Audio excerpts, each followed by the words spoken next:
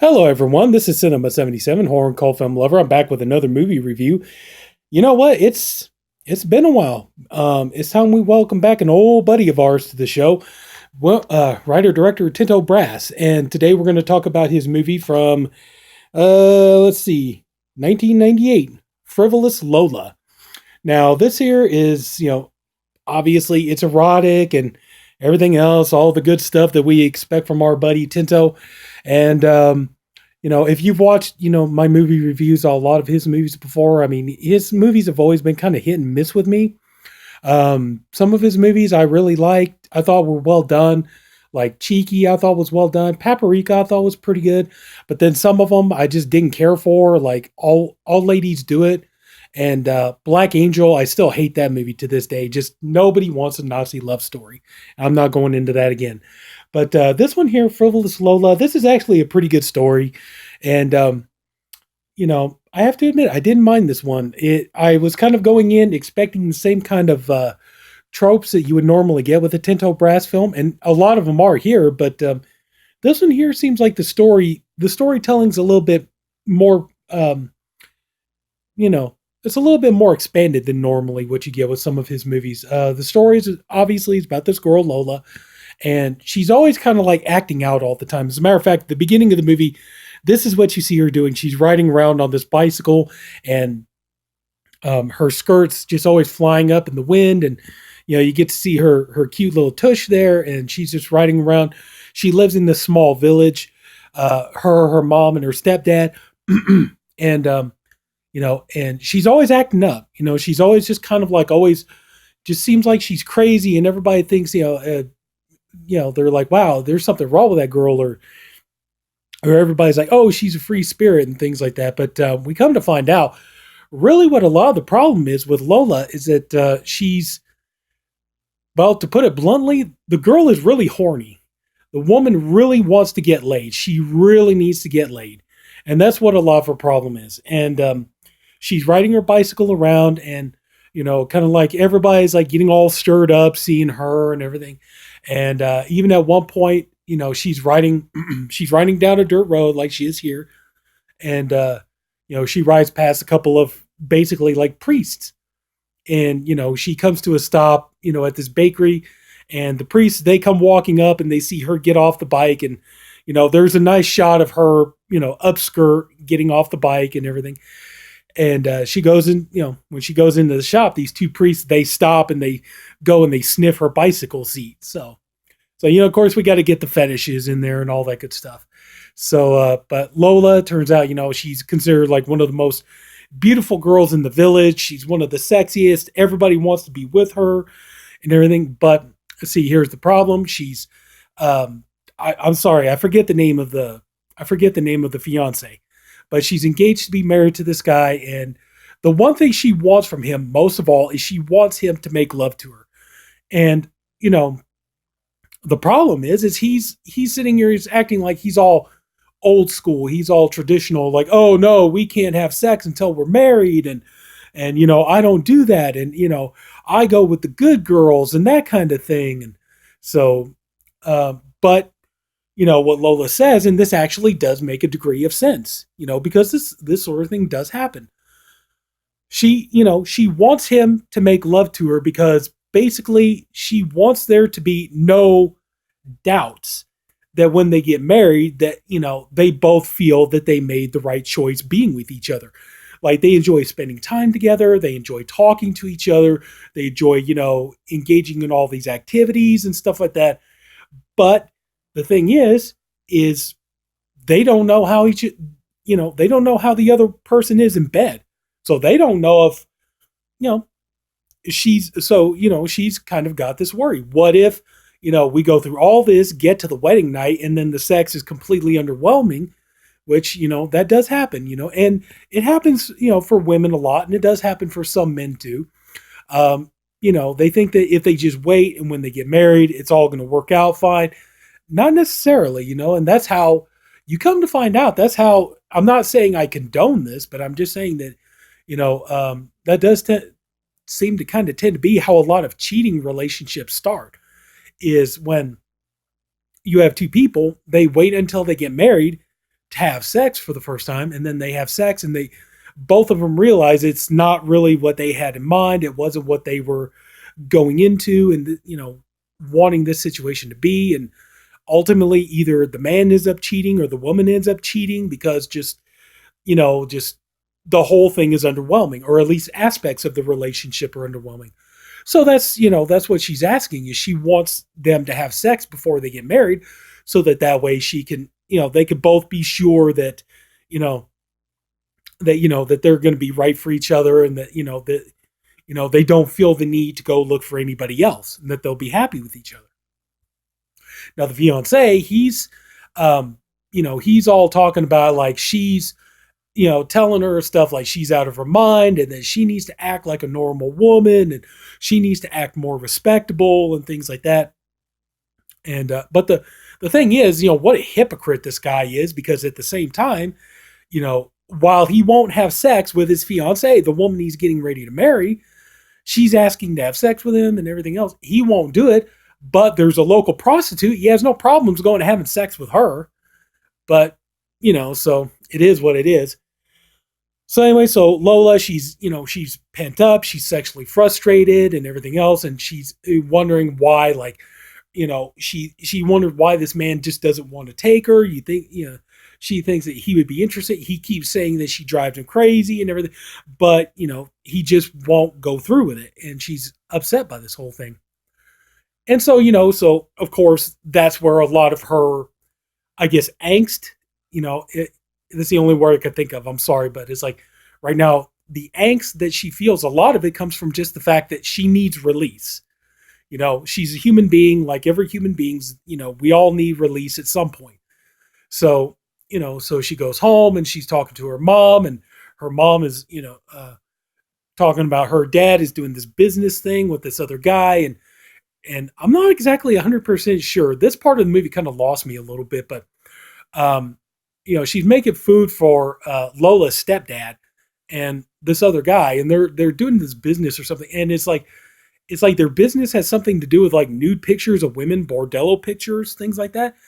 And we come to find out that he's got this kind of like, it seems like he's kind of got like this Hugh Hefner thing going, where, he picks these certain women, and they have to have certain attributes that he really likes. Like they have to have like the perfect ass, or they got to have, the right shaped breasts or something like that. Or they gotta look good posed a certain way, things like that. So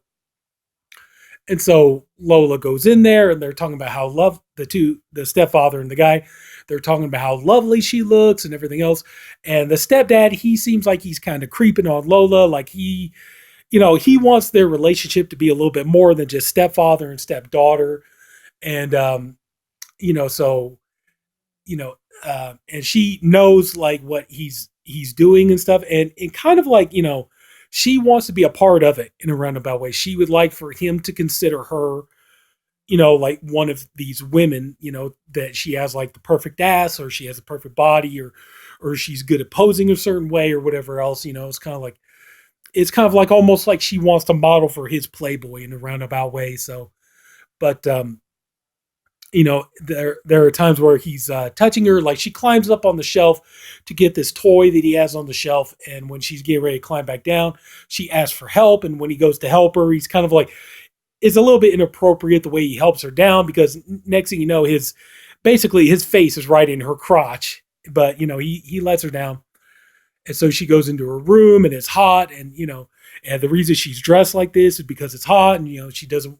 And that's the thing. Even the fiance is telling her, you need to dress more appropriately. You need to stop wearing such provocative clothes and things like that. And she's like, no, I'm not going to do that. It's too hot out. So I'm not running around here dressed like a nun.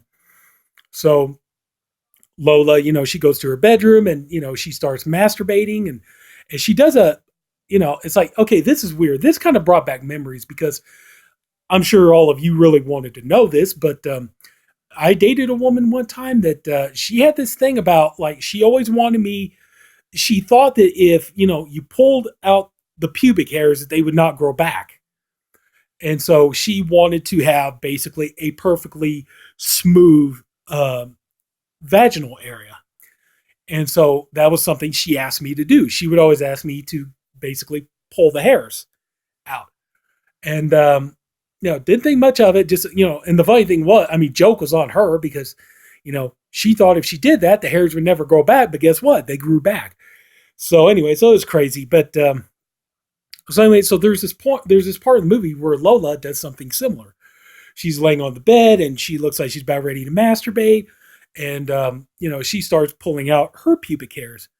You know, and it's basically she's doing kind of like she pulls one out and is like, he loves me, kind of like he loves me not, he loves me not, that kind of a thing. So yeah, so that was pretty interesting. And so you know, her fiance, he's going on and on talking about how he wants to, um, he wants to have like his own pasta factory and this and that. And Lola is getting more and more upset with him because he won't just basically just do her. And so she's getting mad and he still won't do it. He keeps telling her, no, we got to wait till we get married. And she's talking about, well, what if we get married and all this and I don't want to, we do it and all goes wrong and all this other kind of stuff. And this guy won't budge. And so finally, she's like, well, we got to go and, we got to do my dress fitting and stuff. So she goes to the dress fitter and he's talking about like, you need to be aware of that woman who, does the dress fitting because that woman, I heard she's into some wild shit and everything else, and you don't need to be influenced by her and all that kind of stuff. And she said, "Oh my God, just shut up! I'm tired of all your ranting and raving and stuff like that."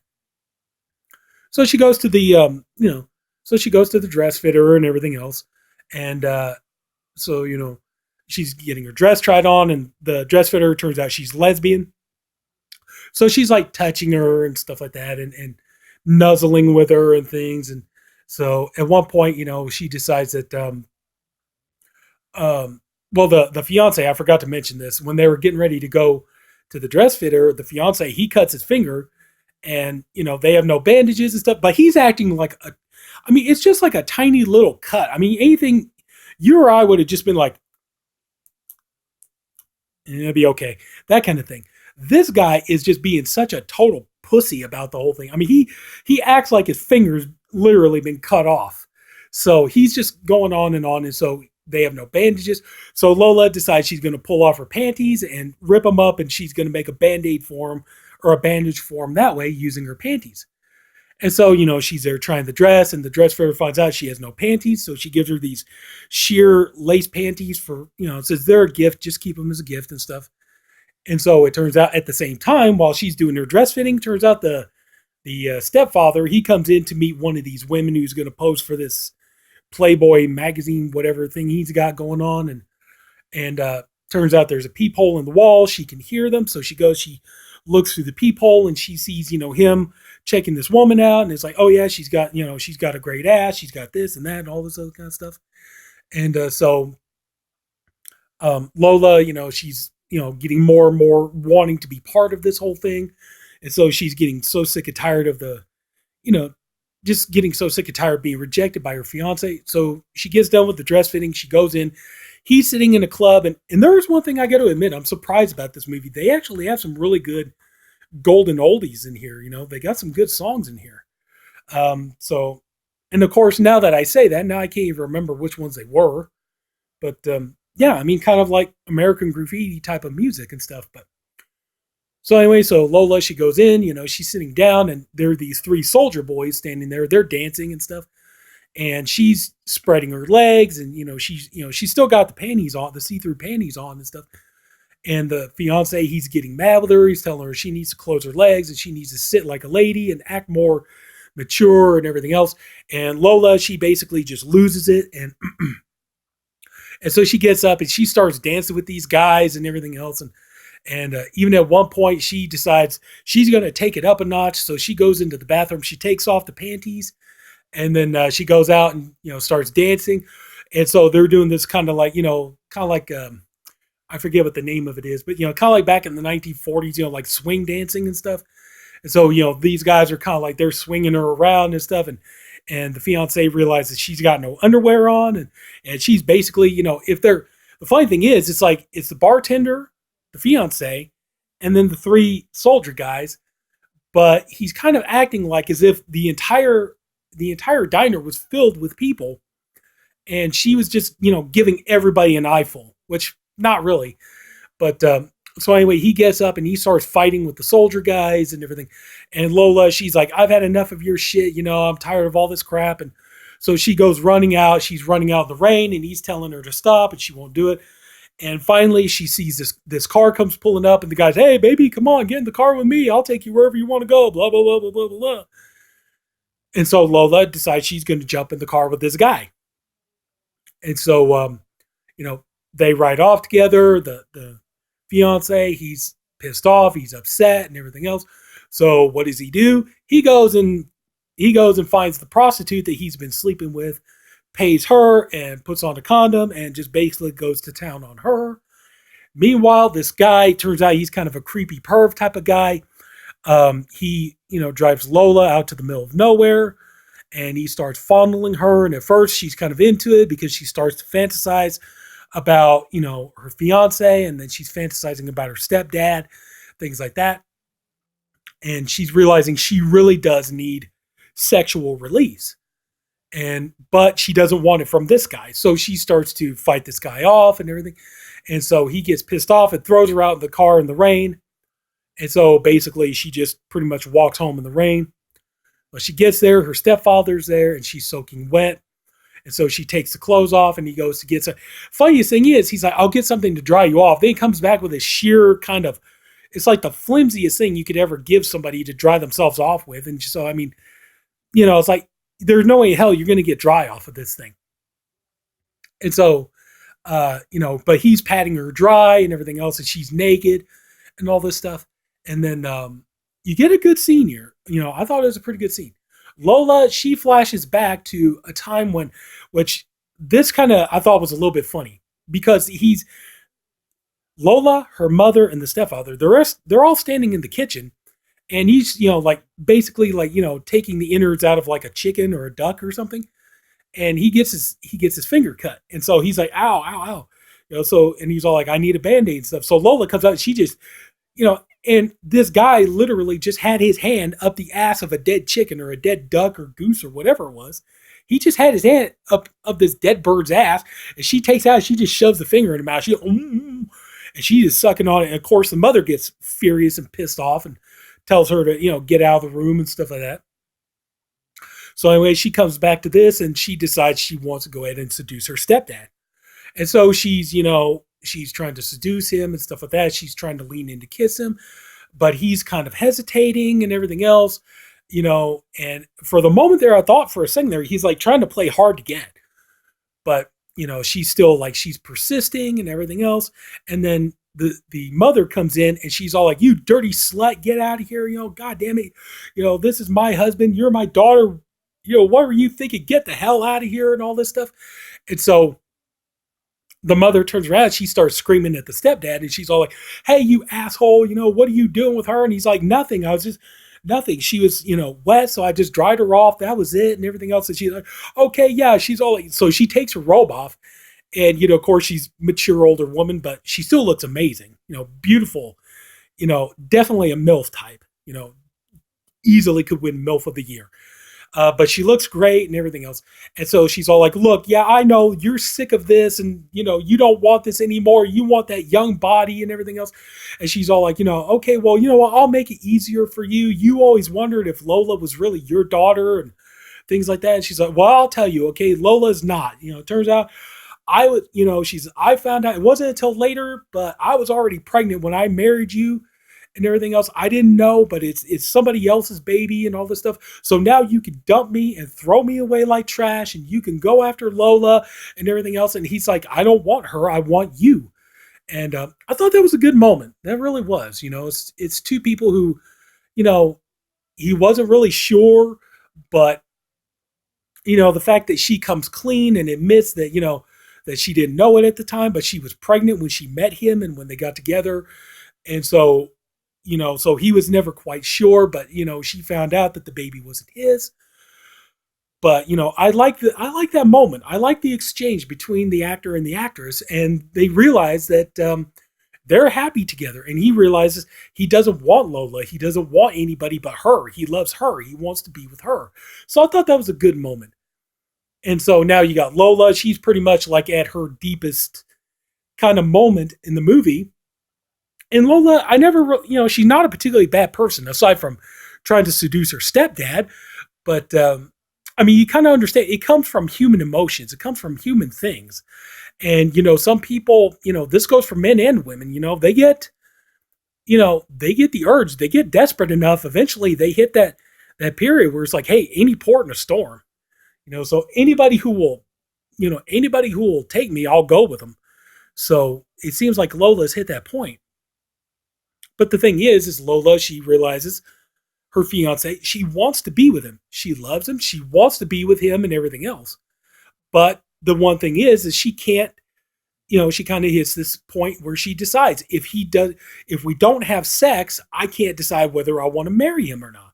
So she goes and, she goes to where he's working at the bakery. And so he takes her in the back and she gives him this story that this guy, he saw her jump in the car with this guy and they drove off. Well, she said that the guy forced himself on her and everything else and all this kind of stuff. And so she's telling him that it's all your fault. If you hadn't, if you hadn't just taken me and everything else, this never would have happened. If you had just done this and, now I got violated by this guy and everything else. And so, he's all like, you bitch and everything. So he gets on her and he starts, they start having intercourse and everything else. And she's like, yes, deflower me. And, yes, do this and do it and all this kind of stuff. And so he's like, why did you lie and everything else? And she's like, because like I've been saying, it's like, I don't know if, what happens if we have sex and we both find out we're not satisfied with each other, and what if we find out that, that starts leading to other things that we don't like about each other and things like that. So, I think it's important that we get this out of the way so we find out, not only are our feelings and not only are our emotions compatible, but are our bodies compatible to each other. So I think that was definitely an interesting take.